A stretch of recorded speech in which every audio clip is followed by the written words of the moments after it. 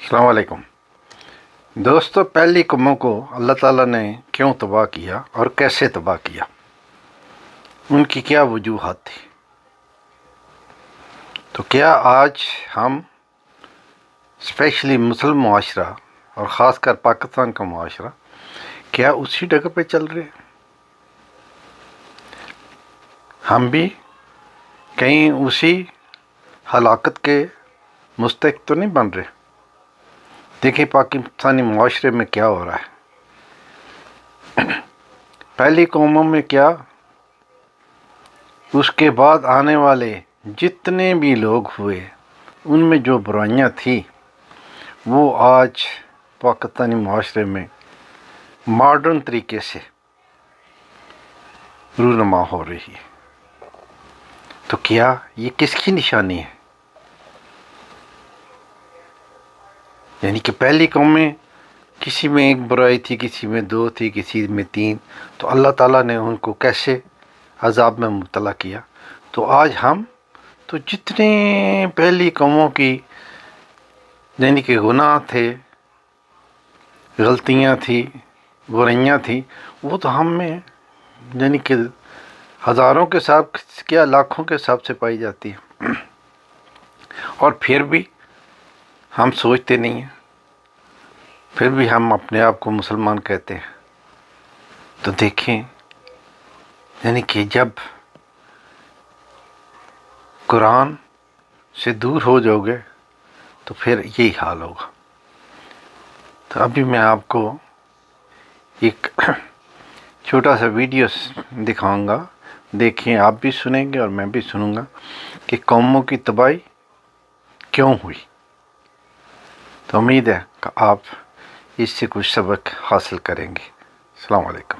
زوال کا ایک ہی سبب تھا، یعنی اللہ کی نافرمانی میں مبتلا ہو جانا اور اپنے وقت کے پیغمبروں کو جھٹلانا۔ اللہ کسی قوم پر یکدم زوال نہیں کرتا اور نہ ہی اچانک ہلاک کیا کرتا ہے، بلکہ پہلے ان کے پاس اپنے بندوں کو بھیجتا ہے تاکہ وہ اس قوم کی اصلاح کر سکیں اور ان کو نصیحت کر سکیں۔ لیکن جب انہوں نے اس نصیحت کو ٹھکرایا اور اپنی منچاہی زندگی بسر کرنے لگے تو اللہ تعالیٰ نے ان کو مختلف طریقوں سے ہلاک کیا۔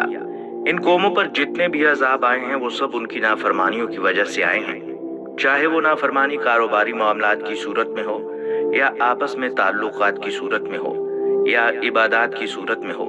اللہ تعالیٰ نے ان سے ان کی نافرمانیوں کی وجہ سے قیامت تک کے لیے آنے والی انسانیت کے لیے انہیں نشان عبرت بنایا۔ آج بھی دنیا میں کئی ایسے مقامات موجود ہیں جہاں ان کے آثار نمایاں ہیں، اور ان عذابات کا اقرار جدید سائنس بھی اپنی ریسرچ میں کر چکی ہے۔